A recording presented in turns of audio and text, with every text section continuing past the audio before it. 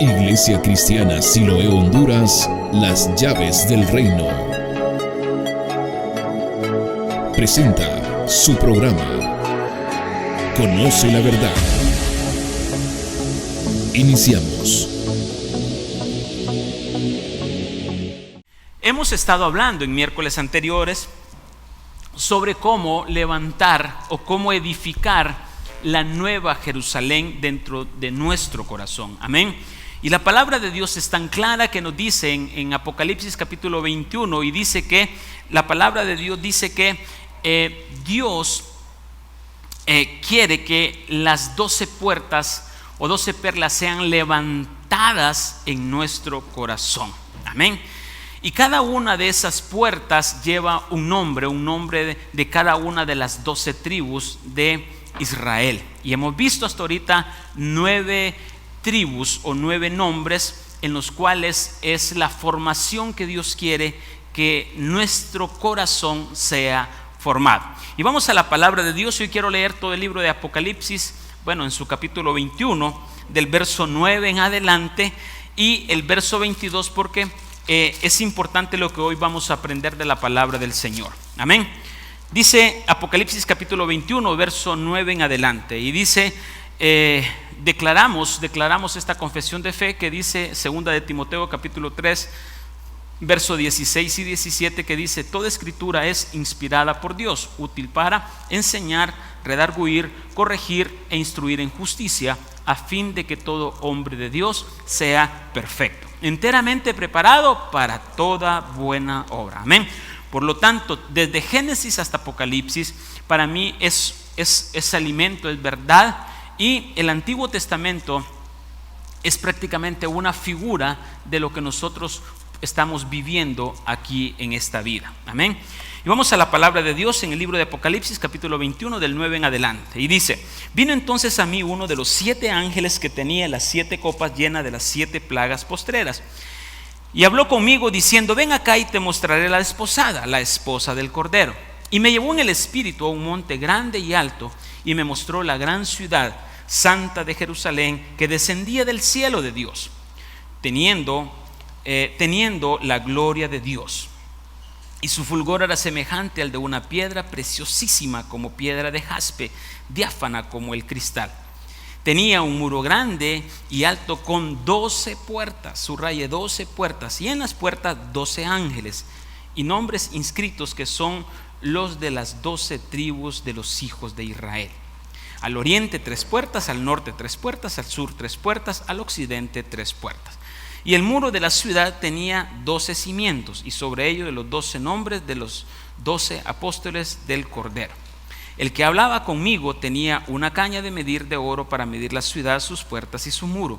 La ciudad se halla establecida en cuadro, y su longitud es igual a su anchura. Y él midió la ciudad con caña, 12,000 estadios de longitud, la altura y la anchura de ella son iguales. Y midió su muro 144 codos de medida de hombre, la cual es de ángel. El material de su muro era de jaspe, pero la ciudad era de oro puro, semejante a vidrio limpio. Y los cimientos del muro de la ciudad estaban adornados con toda piedra preciosa. El primer cimiento era de jaspe, el segundo de zafiro, el tercero ágata, el cuarto de esmeralda. Verso 22. Y no vi en ella templo, porque el Señor Dios Todopoderoso es el templo de ella y el Cordero. Imagínense esto, qué lindo. Cuando en la nueva ciudad no va a haber templo, porque el templo es el Padre, y el templo seremos nosotros. O sea, nosotros habitaremos en el templo. Por eso nosotros seremos el templo. Esto es hermoso para que entendamos. Y entonces dice: la ciudad no tiene necesidad de sol ni de luna que brillan en ella, porque la gloria de Dios la ilumina, y el Cordero es de su lumbrera. Y las naciones que hubieran sido salvas andarán en la luz de ella, y los reyes de la tierra traerán su gloria y honor a ella. Sus puertas nunca serán cerradas de día, pues ahí no habrá noche. Y llevarán la gloria y la honra de las naciones a ella. No entrará en ella ninguna cosa inmunda o que hace abominación y mentira, sino que solamente los que están inscritos en el libro de la vida del Cordero. Pero cerramos con el capítulo 22, verso 1 y 2, que con este versículo voy a terminar. Dice: después me mostró un río limpio de agua de vida, resplandeciente como cristal, que salía del trono de Dios y del Cordero. Y en medio de la calle de la ciudad, y a uno y a otro lado del río, estaba el árbol de la vida, que produce 12 frutos, cada uno dando cada mes su fruto. Y las hojas del árbol eran para la sanidad de las naciones. Amén.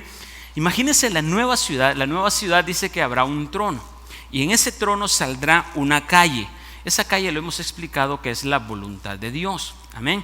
Y es una voluntad de Dios, es una calle dice de oro congelada, helada. Sí, en su traducción original es una calle de oro congelada. Y en medio de esa calle de oro, en medio de esa voluntad, resale el árbol de la vida, el árbol de la verdad. Y dice que también hay árbol al lado derecho y árbol al lado izquierdo, y dará frutos. Y eso es lo que hoy vamos a aprender con la 10ª puerta, que es la 10ª puerta, corresponde al nombre de Benjamín.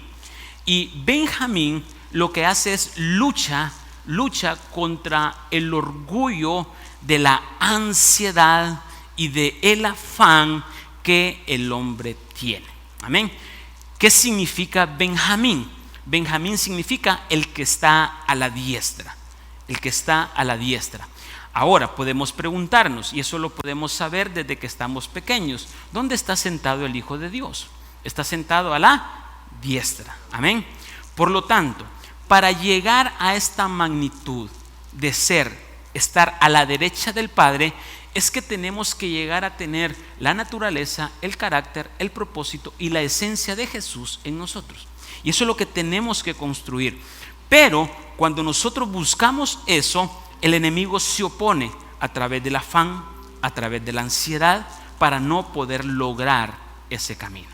Ahora bien, hoy empezamos a ver la primera puerta del lado occidental o del lado poniente. Amén. Esas tres puertas se encuentran en el tabernáculo de Moisés, o en la estatura del varón perfecto. Se encuentran en la parte donde está la cabeza del Hijo. Significa que ahí donde está la cabeza del Hijo está el arca del pacto, está el asiento de misericordia.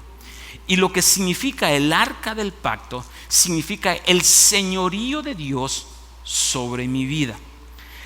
Estas tres puertas, Satanás siempre quiso ir ahí, pero nunca pudo asistir. Satanás, cuando era Luzbel, a él se le asignaron 9 piedras.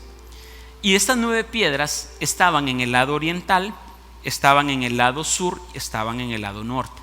Pero nunca pudo obtener las 3 piedras que estaban en el lado poniente o en el lado occidental, porque esas significan la humildad y sumisión de el ser humano o lo creado a la voluntad de Dios. Amén.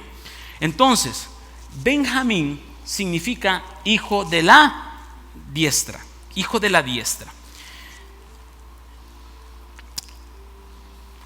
Jesucristo es el que está sentado a la derecha del Padre, por eso es el hijo de la diestra. Entonces, Dios Padre, a través de su poder y su autoridad divina e infinita, colocó a Jesucristo a su derecha y le otorgó el más alto poder que Dios puede entregar. Amén. Pero para eso Jesús vino aquí a la tierra, padeció y tuvo un camino crucificado. Y eso es lo que tenemos que entender, que si nosotros queremos estar a la derecha del Padre, tenemos que empezar a recorrer este camino crucificado. Y eso es lo que no nos gusta hoy en tanto. Entonces, hijo de la diestra es capaz de gobernar voluntariamente sobre toda la ansiedad que el enemigo puede presentar. Ser hijo de la diestra o estar sentado a la derecha, tomar o levantar esa puerta de Benjamín, es poder gobernar la ansiedad que el enemigo pone. Esta puerta, como les decía, se ubica en la cabeza de la estatura. Amén, en la cabeza de la estatura.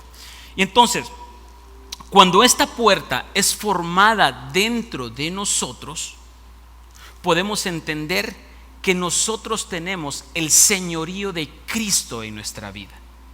O sea, usted quiere gobernar la ansiedad. ¿Por qué no gobernamos la ansiedad? Y ya voy a definir qué es ansiedad. ¿Por qué no gobernamos la ansiedad? ¿Por qué no gobernamos el afán? Porque todavía no tenemos a Jesucristo como nuestro Señor. Cuando lo tengo como mi Señor, como cabeza, entonces voy a poder gobernar sobre cualquier circunstancia creada de parte de Dios. Y si miramos toda cosa creada, el enemigo fue creado. Las circunstancias difíciles son creadas. Y Dios tiene control sobre toda cosa creada. Y entonces cuando llego a esa dimensión de estar en la cabeza de que mi Señor es Dios, voy a tener dominio sobre cualquier cosa que el enemigo quiera plantar. La palabra ansiedad significa un estado de inestabilidad.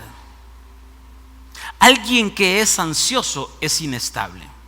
Hoy dice una cosa, mañana dice otra. Hoy puede perjurar o jurar o decir una cosa y mañana hacer lo contrario. Esa es la ansiedad, esa es una inestabilidad. Entonces, la ansiedad significa inestabilidad, significa aprensión o temor sobre lo que pueda suceder. ¿Por qué usted está ansioso muchas veces? No porque las cosas han sucedido, sino porque piensa en lo que va a suceder. Y cuando usted tiene ansiedad, a usted se le quita el sueño, a usted se le quita el hambre, usted se pone de mal humor, usted grita, usted juzga, usted señala. ¿Por qué? Porque hay algo, una potestad del enemigo gobernando en mi cabeza. Entonces todavía no tengo la característica necesaria para estar a la diestra del Padre. ¿Y qué es lo que pasa? ¿Cuántos queremos ser la esposa del Cordero? ¿Cuánto queremos llegar a esa plenitud? Pues todos. Pero para eso tenemos que hacer Señor Jesucristo como mi Señor. Tengo que hacer a Jesucristo como mi Señor. Y la definición de ansiedad, es esta: es estar preocupado. Preocupar, tener, interesar, afán, afanoso, tener cuidado. Pero viene de una raíz que es mediante idea de distracción. Lo que hace la ansiedad es que nos distrae del propósito de Dios.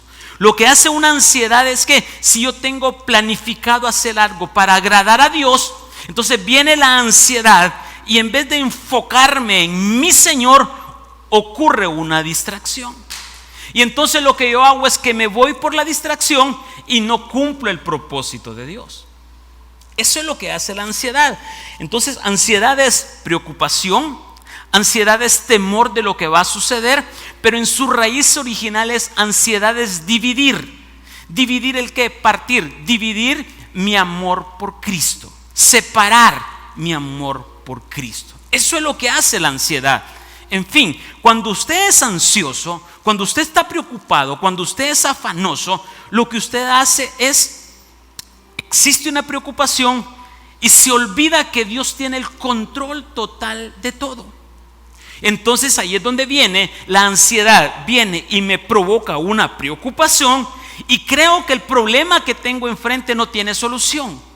O empiezo a mover con argumentos naturales o argumentos de hombre queriendo solucionar el problema y me olvido que Dios tiene el control total de todo.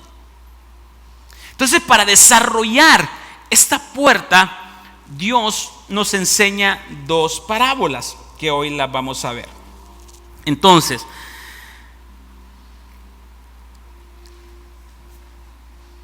Hebreos capítulo 12, verso 1 en adelante,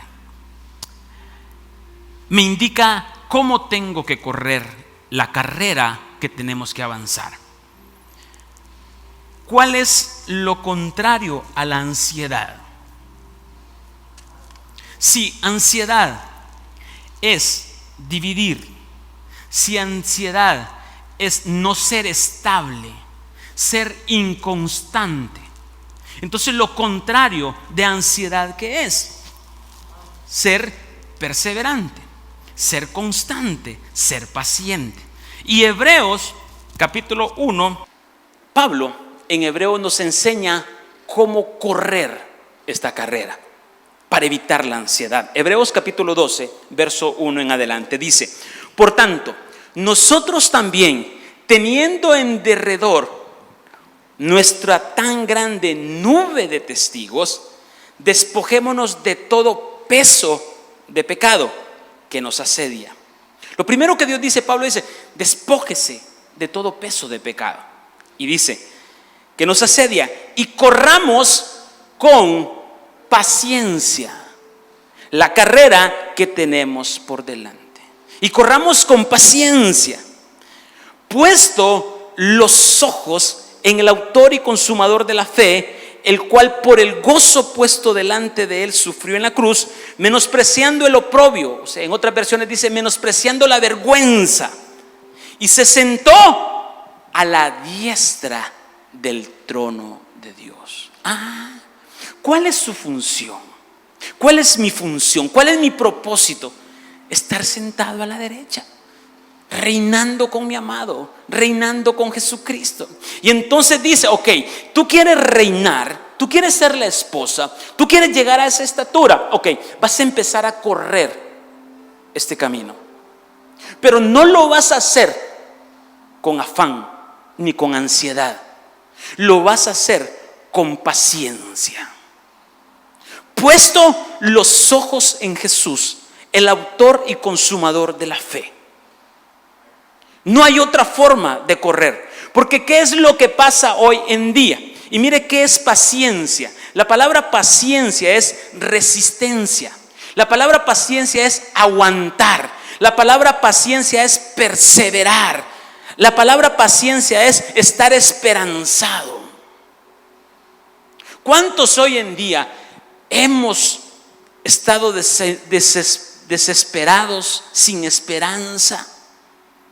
Porque el afán nos ha ganado, el afán no ganó la batalla. Entonces dice Pablo, miren amados, aquel que quiere estar sentado a la diestra de Dios tiene que empezar a correr este camino. Pero ¿cómo lo va a correr? Con paciencia. Me dice que tengo que caminarlo con perseverancia, resistiendo, aguantando. ¿Qué voy a aguantar? Las embestidas de Satanás, los problemas de Satanás, los mares rojos que Satanás va a presentarme. Yo tengo que perseverar, tengo que aguantar, tengo que mantenerme.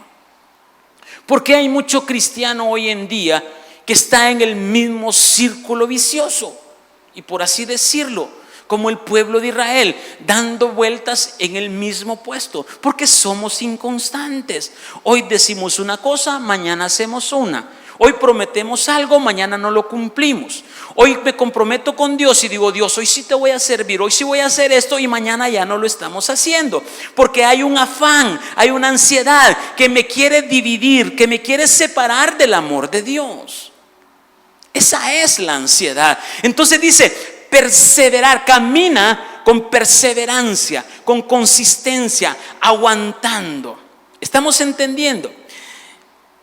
Y en su raíz original, la palabra paciencia significa quedarse bajo, detrás, permanecer. O sea, quedarme siguiendo las huellas de Cristo, perseverar, sostener, sufrir, sufrido.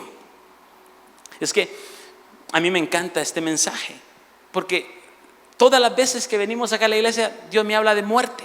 Aquí hay una mortandad, yo muero aquí hay una mortandad tremenda miércoles y domingos.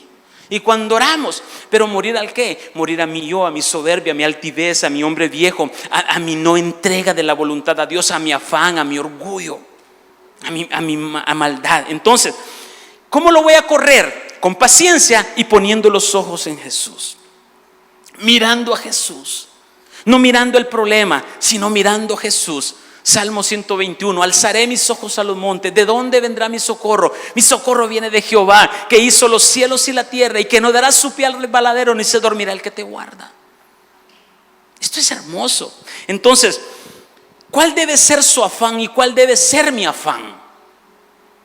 O sea, estamos afanosos, ok, vamos a transformar ese afán, no en preocupación, sino afanarme por buscar de Dios, sino afanarme por hacer que Cristo vive en mí, sino afanarme por agradar a Dios. Pero hoy el afán lo ocupamos ¿para qué? Para separarnos de Dios y no para buscar de Dios.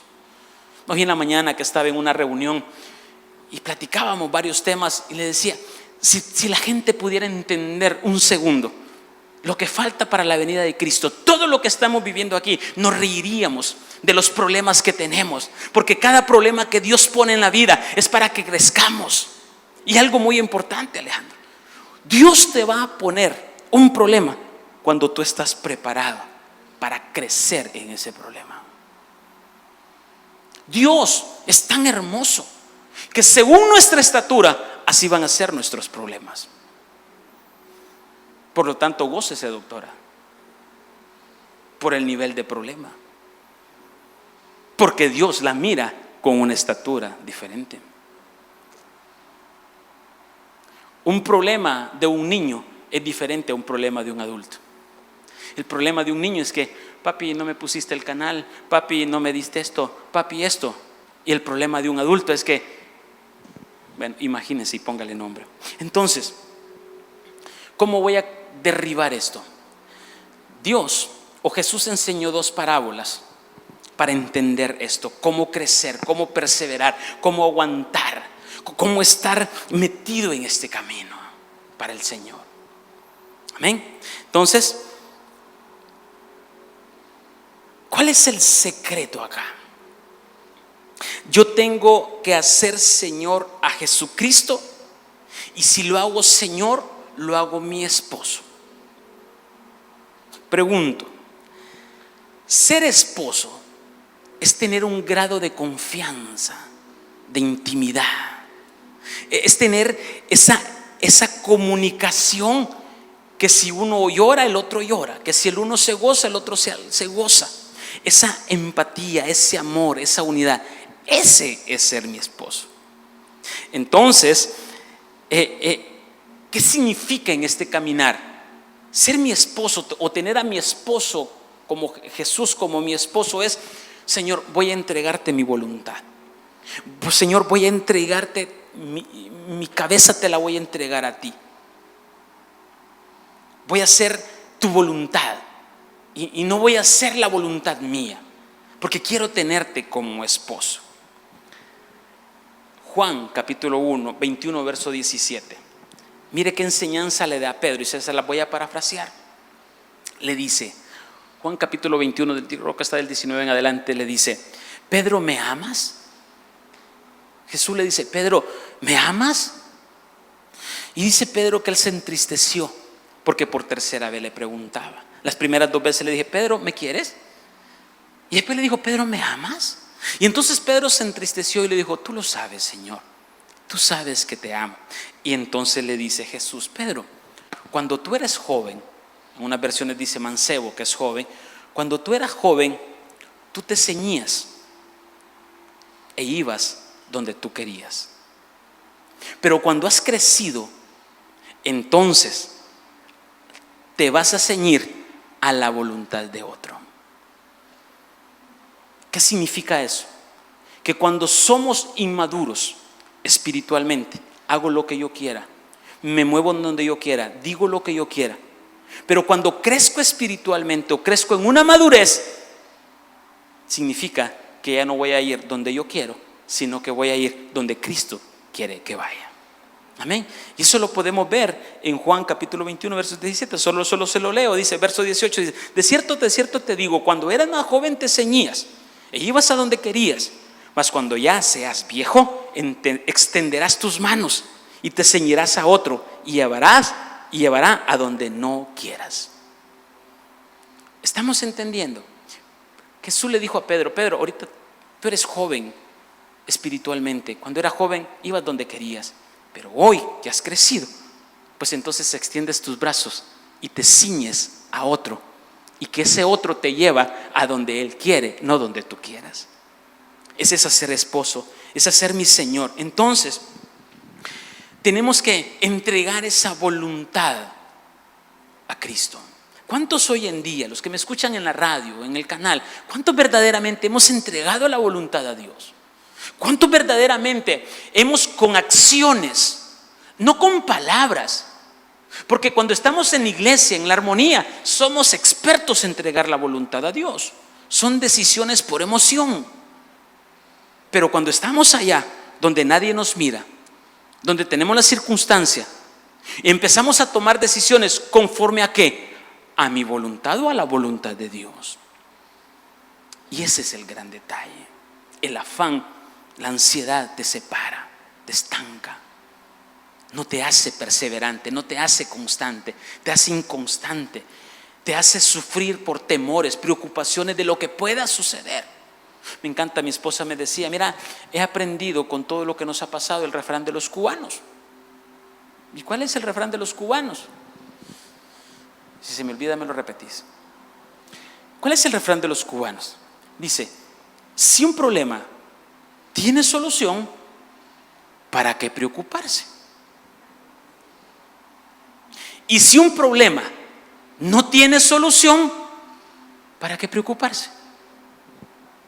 Si tiene solución, no te preocupes. Y si no hay solución, tampoco te preocupes, porque va a suceder lo que tenga que suceder. Y entonces, si nosotros miráramos ese concepto de esto, todo problema tiene solución en la vida, porque todo problema es creado. Dios tiene la solución. Amén. Entonces hoy vamos a ver la parábola del crecimiento de la semilla. ¿Por qué quiero hablarles? ¿A dónde quiero llevarlos con esta parábola? Quiero llevarlos a un crecimiento, que lleguemos hasta la cabeza, a una plenitud, a una estatura. Ahí quiero llevarlos. Y no puedo llevarlos sin recorrer o tener ese camino que hay que recorrer. Entonces, Marcos capítulo 4, verso 26, en adelante, si lo pones en pantalla, Luis, porfa, dice así. Marcos capítulo 4, verso 26. Dice: decía además, así es el reino de Dios, como cuando un hombre echa semilla en la tierra. Así es el reino de Dios, como cuando un hombre echa semilla en la tierra y duerme y se levanta de noche y de día, y la semilla brota y crece sin que él sepa cómo. Verso 28. Porque de suyo lleva fruto la tierra. Primero hierba, luego espiga, después grano lleno en espiga. Y cuando el fruto está maduro, enseguida se mete la hoz, porque la siega ha llegado. Y dice el verso 32, decía también: ¿a qué haremos semejante el reino de Dios? ¿O con qué parábola lo comparamos? Es como el grano de mostaza, que cuando se siembra en tierra es la más pequeña de todas las semillas que hay en la tierra, pero después de sembrado crece y se hace la mayor de todas las hortalizas y echa grandes ramas, de la manera que las aves del cielo puedan morar bajo su sombra. Con muchas parábolas como esta les hablaba la palabra conforme a los que no podían oír. Y sin parábolas no les hablaba, aunque a sus discípulos en particular les declaraba todo. Qué lindo, ¿no? Jesús hablaba en parábolas, pero esas parábolas eran para nosotros. A sus discípulos se las daba todas, les daba todo el discernimiento, les daba el bocado en la boca. Qué lindo, ¿no? Entonces, ¿qué significa? Decía además, el reino de Dios como un hombre que echa semilla en la tierra. ¿Quién es el hombre? ¿Y quién es la semilla? Pero verso 22 dice: y duerme y se levanta de noche y de día, y la semilla brota y crece sin que él sepa cómo. ¿Qué significa esto? ¿Qué dice Pablo en una de esas cartas? Pablo sembró, Apolo regó, pero el crecimiento lo da Dios. En esta carrera hay que tener un crecimiento, una estatura, una medida. Entonces, ¿qué pasa hoy en día? Este hombre sembró una semilla. Nosotros no tenemos ninguna participación en su crecimiento. Amén. Solo tenemos que darle los ingredientes correctos. Amén. Eso es todo lo que nosotros tenemos que dar. Y hoy voy a explicar bien esto. ¿Qué hay en una semilla? ¿Qué hay en una semilla siempre? Hay vida. Usted siembra una semilla y esa semilla crece. ¿Por qué? Porque hay vida en ella. Y entonces, la semilla de mostaza, que es la más pequeña, según en el área o en el mundo de las hortalizas, es la más pequeña. Pero mire qué lindo esto. No depende del tamaño de la semilla si el árbol crece o no crece, da fruto o no da fruto. Simplemente la semilla está y en la semilla hay vida. Quiero que entienda esto. Lo importante es que la semilla esté sembrada en buena tierra. Porque usted puede tener una semilla exquisita, una semilla esplendorosa, pero si usted la siembra en una tierra no adecuada, esa semilla jamás dará fruto. Amén. Ahora bien, entonces, ¿quién es el hombre? Dice, así es el reino de Dios. Como cuando un hombre echa una semilla en la tierra. ¿Quién es el hombre? ¿O a quién representa el hombre en esta palabra? Representa a Jesucristo. ¿La semilla cuál es? La palabra de Dios. ¿Y quién es la tierra? Su corazón, mi corazón. Su voluntad, mi voluntad. Nuestra voluntad. Entonces, el Señor quiere hacernos llevar o hacernos sentar a la derecha del Padre, pero no podemos sentarnos a la derecha del Padre si en nosotros no hay un crecimiento espiritual. Y ese crecimiento espiritual lo va a impedir el afán, lo va a impedir la ansiedad, aparte de todos otros demonios. Pero como hoy estamos hablando de la ansiedad, entonces la ansiedad se va a oponer a que usted crezca. Amén. Hay 4 lugares o 4 tipos de terreno donde la semilla es sembrada. ¿Cuáles son? Y lo dice la palabra de Dios. Uno es la que está junto al camino. O sea, aquella que no está ni en el camino. Aquella persona que es totalmente, que no conoce de Cristo, escucha la palabra y como nunca conoce de Cristo, esa persona está junto al camino y no en el camino. Jesús dijo, yo soy el camino, la verdad y la vida. Nadie viene al Padre si no es por mí. Entonces hay personas que no conocen de Jesucristo, que escuchan una palabra y la semilla cayó junto al camino. Pero hay otras semillas que están en el camino, pero la tierra en la que está se vuelve pedregosa, como un pedregal, se vuelve con espinos y con zarza, y también hay una que es de buena tierra. Resumiendo, 4 tipos de terreno en la cual la palabra de Dios, la semilla puede ser sembrada para crecer. Número 1, la que está junto al camino. Número 2, la que se siembra en pedregales. Número 2, la que se siembra en medio de espinos y zarza. Y número 3, la que se siembra en buena tierra. Amén. Entonces, ¿qué pasa con este tema? Muchas veces nosotros queremos una gran palabra y decimos, wow, esta es una palabra de convención.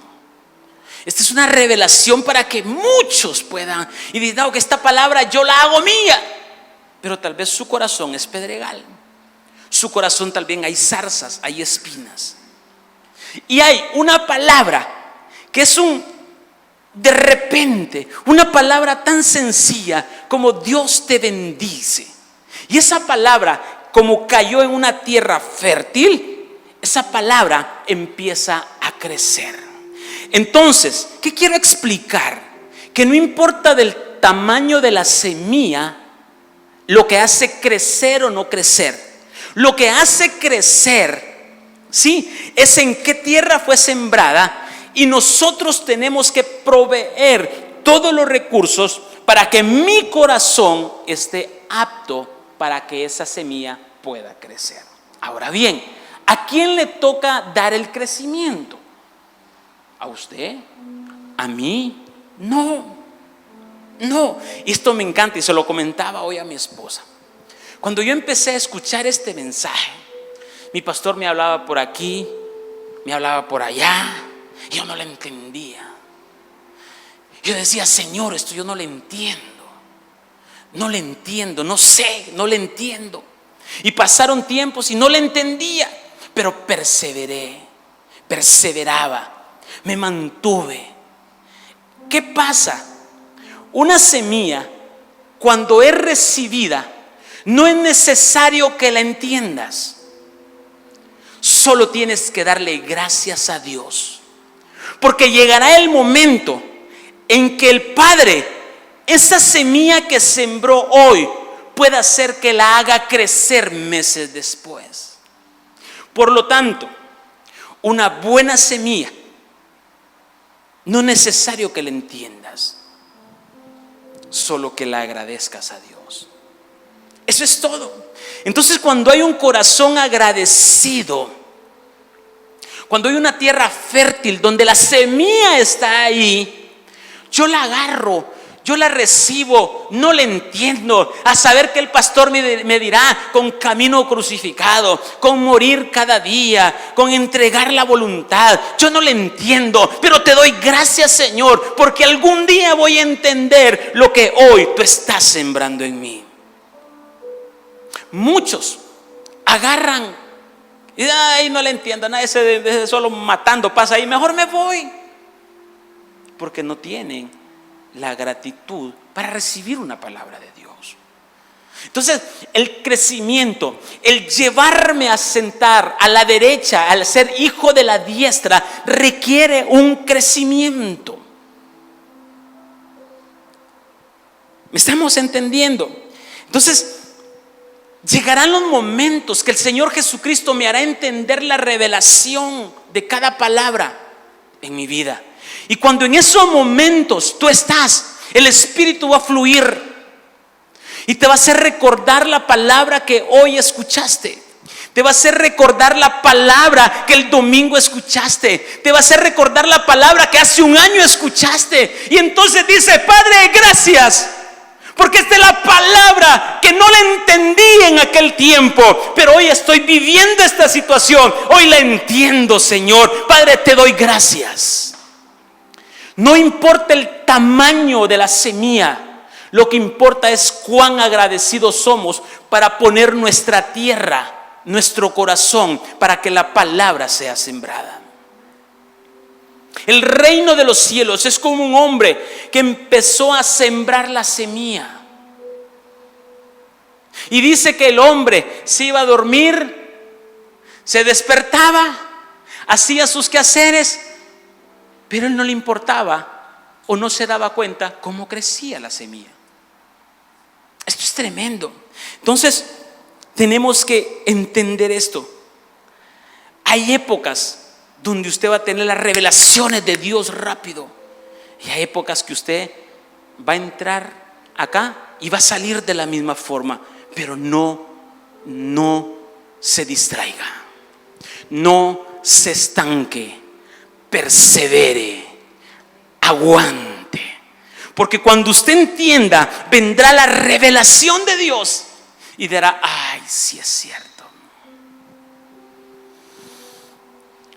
Nosotros solo preparamos la tierra. Solo preparamos la tierra. ¿Y cómo preparo la tierra? Quito toda espina, quito toda zarza, quito toda dureza de mi corazón, quito toda ansiedad, quito todo afán, quito toda preocupación de mi corazón. Y entonces cuando vengo y me dispongo a escuchar tu palabra, no estoy pendiente de los frijoles, no estoy pendiente de qué estará haciendo mi hijo, no me importa nada, porque vengo a recibir de ti. Preparo la tierra. ¿Cómo nos cuesta hoy entender este principio? Queremos crecer de la noche a la mañana. Queremos crecer, pero hay afanes que nos impiden crecer. Meditemos.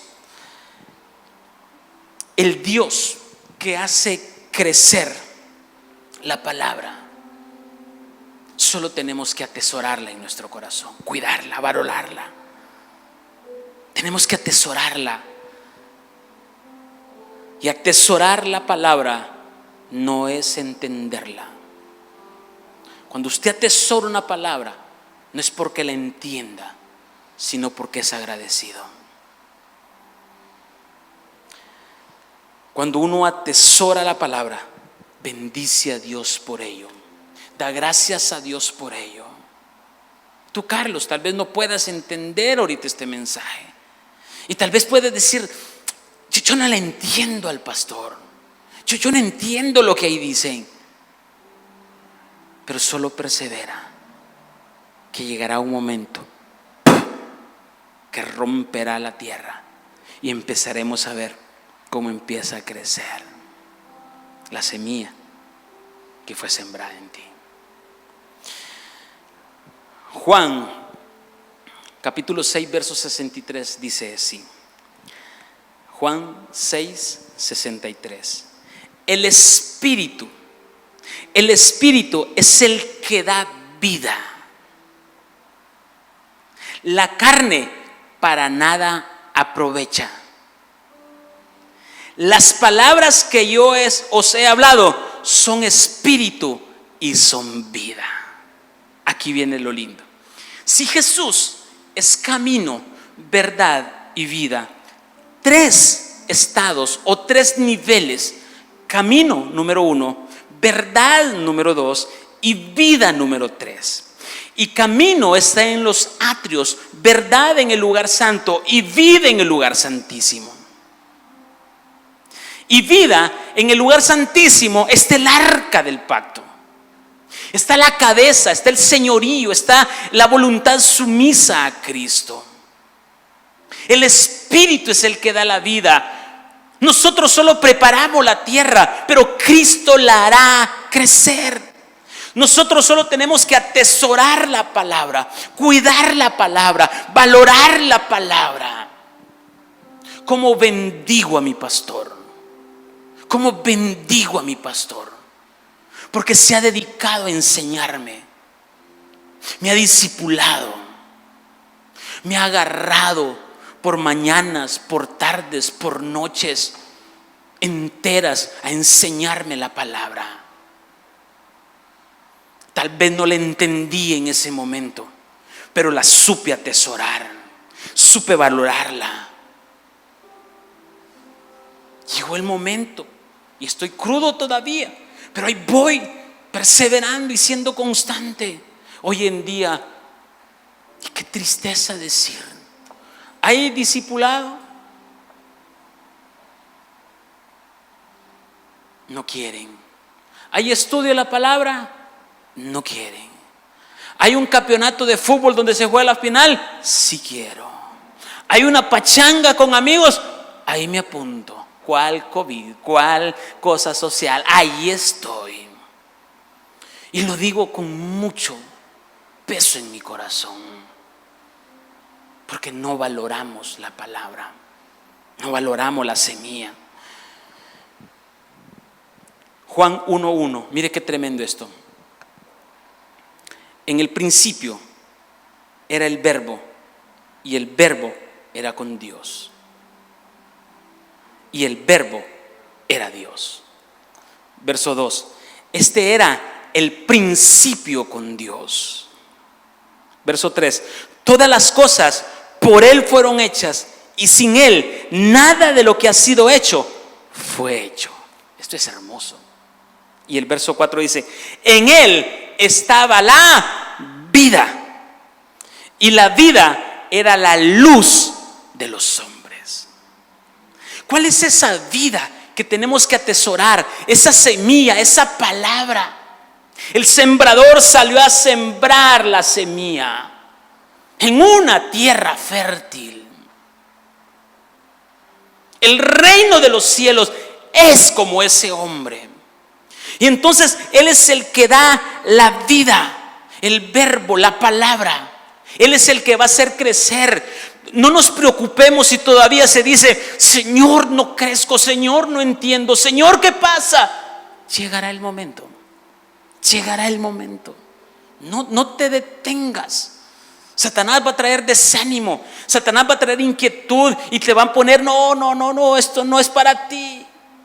Pero persevera, caminando la carrera, como dice Pablo, con paciencia, puesto los ojos en Jesús. Y Hebreos capítulo 11 verso 3 me da la pauta y el fundamento de lo que estoy explicando. Dice, Hebreos capítulo 11 verso 3, dice: por la fe entendemos haber sido constituido el universo por la palabra de Dios, de modo que lo que se ve fue hecho de lo que no se veía. ¿Qué pasa con esto? La palabra constituido es la palabra compuesto.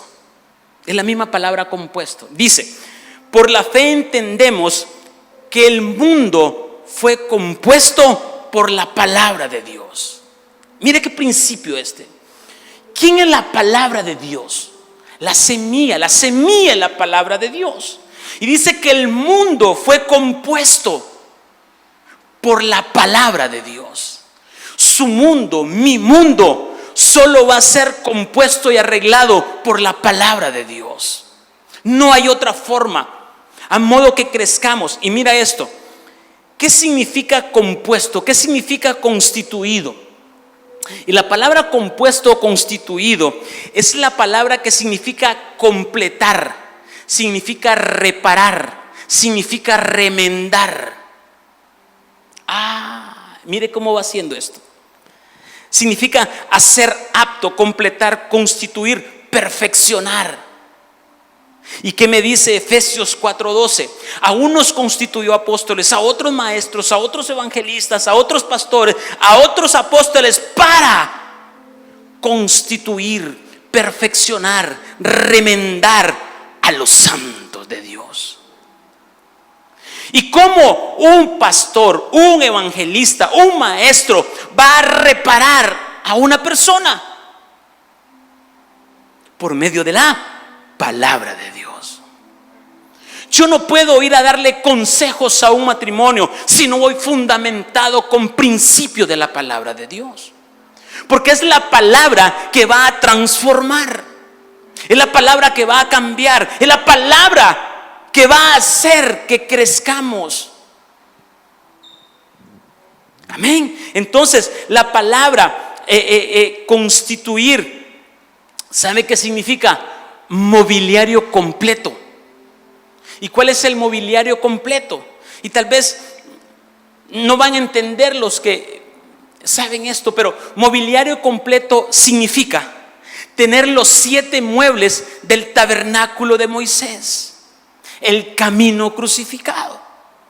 Amén. Entonces dice: yo voy a reparar su vida, voy a reparar su mundo y voy a completar los 7 muebles del tabernáculo en su vida, que son tipo, sombra o figura del Antiguo Testamento a hoy en día, para llegar a ser hijo de la diestra, hijo de la derecha. Amén. Entonces necesitamos entender la palabra reparar los mundos. ¿Qué mundo vivimos? ¿Qué mundo tenemos? Estamos llenos de maldad. Mi corazón está tremendamente, porque cada vida es un mundo. Cada persona es un mundo. Y Dios se encargará de reparar mi mundo, su mundo. No este pedazo de tierra que va a ser quemado. Todo esto va a ser quemado, pero su mundo será reparado y será transformado. Entonces, ¿dónde está este principio? Génesis capítulo 1, verso 2. Y la tierra estaba vacía y desordenada. Sus palabras en hebreo eran tohu y bohu, vacío y desordenado. Y cuando el mundo estaba vacío y desordenado, ¿qué dijo Dios? Hágase la luz. Y la luz vino a reparar este mundo que generaciones o creaciones anteriores le habían entregado al enemigo. ¿Cómo está tu mundo? Tohu bohu, vacío y desordenado. Es que nadie me quiere, es que nadie me entiende, es que nadie me comprende. Siento un vacío en mi corazón. Sí, necesita la semilla, necesita la palabra. Es que tengo un desorden en mi vida, tengo un desorden que no hay qué hacer. Estás bojo. Necesitamos la palabra de Dios para que nos remiende, para que nos repare y para que nos lleve a recorrer ese caminar, esa estatura del varón perfecto que habla Efesios capítulo 4, verso 12 al 15 en adelante, del 12 al 15. Entonces, si usted está lleno de conflictos, si usted está lleno de problemas, si usted está desordenado, es porque no está cumpliendo la palabra de Dios. Ay, pastor, mire, es que me pasa esto. ¿Estás cumpliendo la palabra de Dios? Porque cuando no estamos cumpliendo la palabra de Dios, entonces entrará un temor, un afán, y no me hará mirar a Jesús, sino que me hará mirar al gigante que me está atacando. David no miró al gigante, David miró al poderoso de Israel, y por eso lo pudo vencer. Entonces, el Espíritu y la palabra trabajan de la mano. ¿Qué dice Génesis 1:2? Dice, y el Espíritu de Dios se movía sobre la faz de la tierra. Se movía. El Espíritu se está moviendo sobre nosotros. El Espíritu de Dios puede estar sobre nosotros, con nosotros o en nosotros. Y eso es lo que no entendemos. Es que el Espíritu está en mí. No se equivoque. El Espíritu puede estar con usted, pero no en usted. O el Espíritu puede estar no con usted, no en usted, sino sobre usted, queriendo entrar, porque nuestro mundo está vacío y desordenado. Nunca hemos sido llenos del Espíritu Santo. ¿Estamos entendiendo? La semilla hay que crecerla. Y entonces Hebreos capítulo 1, verso 1 dice: Dios, habiendo hablado muchas veces y de muchas maneras en otro tiempo a los padres por los profetas, verso 2, Hebreo 1, 2, en estos postreros días nos ha hablado por el Hijo, a quien constituyó heredero de todo y por quien asimismo hizo el universo, el cual, siendo el resplandor de su gloria y la imagen misma de la sustancia, y quien sustenta todas las cosas con la palabra de su poder. ¿Quién te va a sustentar en tu debilidad? ¿Quién te va a sustentar en tu problema? ¿Quién te va a sustentar en el desierto que estamos pasando? ¿Quién nos va a sustentar? La palabra de Dios. La semilla entonces va a empezar a crecer. Y tal vez aquella semilla que no había empezado, según nosotros, a crecer, empieza de repente cuando tengo una circunstancia. La palabra nos sustenta, nos mantiene el lugar que nos corresponde. Que Satanás te va a querer perseguir, que te va a querer alcanzar, que te va a querer hacer destrozos, que va a sacar tu espada, que te va a destruir con tu mano. Sí, pero la palabra de Dios dice que quien me va a perseguir son las bendiciones de Dios, que quien me van a alcanzar son las bendiciones de Dios, que la misericordia y el bien me perseguirán todos los días. Y entiendo que la palabra me sustenta y empiezo a crecer. Entonces ya no soy aquel joven, ya no soy aquel mancebo, ya no soy aquel niño espiritual, ya no me convierto en un cristiano de alto mantenimiento. ¿Significan lo que es cristiano de alto mantenimiento? Amén. Sí, ¿verdad? Entonces, sino que empiezo a correr, empiezo a creer. Y cierro con esto en esta parábola. Dice, Colosenses capítulo 1, verso 16, dice, desde el 15, Él es la imagen del Dios invisible, el primogénito de toda la creación. Porque en Él fueron creadas todas las cosas, las que hay en los cielos y las que hay en la tierra, visibles e invisibles, sean tronos, sean dominios, sean principados, sean potestades, todo lo creado por medio de Él y para Él. Y en Él antes todas las cosas, y todas las cosas subsisten. ¿Por quién vamos a subsistir? Por la palabra. Y la palabra subsistir, ¿sabe qué significa? Significa estar al lado de la diestra del Padre. ¿Cuántos queremos levantar esa puerta en nuestro corazón? ¿Cuántos queremos verdaderamente caminar este camino crucificado? Sin afanes, sin distracciones, sin temores. Ay, que te andan esto, que andan. Tranquilo, no te afanes. Si Dios permite eso en nuestra vida, es porque Dios nos lleva a otro nivel diferente. Amén. ¿Que no vino el predicar hoy para que predique? Please, predica. Dale. La palabra es la palabra. Ay, es que el pastor no vino. ¿Y hoy quién va a predicar? No, no te preocupes. La palabra es la que sustenta, no el pastor. Amén. Entonces, tenemos que entender que por nada estemos afanosos. No te preocupes. Quita toda preocupación. Quita ese temor de lo que va a pasar. Quita el temor de lo que mañana vas a comer, que no vas a comer. Mateo 6:25, no puedo dejar de enseñar esto porque es fundamento. Dice, por tanto digo, no os afanéis por vuestra vida, que habéis de comer o que habéis de beber, ni por vuestro cuerpo, que habéis de vestir. No es la vida más que el alimento y el cuerpo más que el vestido. Mirad las aves del cielo, que no siembran ni ciegan, ni recogen en graneros, y vuestro Padre Celestial los alimenta. ¿No valéis vosotros mucho más que ellos? ¿Se ha fijado que pajaritos no tienen donde vivir? No tienen que comer y se preocupan. Todas las mañanas, a las 3 de la mañana, están cantando, alabando, glorificando a Dios. Y la provisión les viene. Qué lindo, ¿no? ¿Cuántos somos así? Amén. Verso 27, y dice, ¿y quién de vosotros podrá, por mucho que se afane, añadir a su estatura un codo?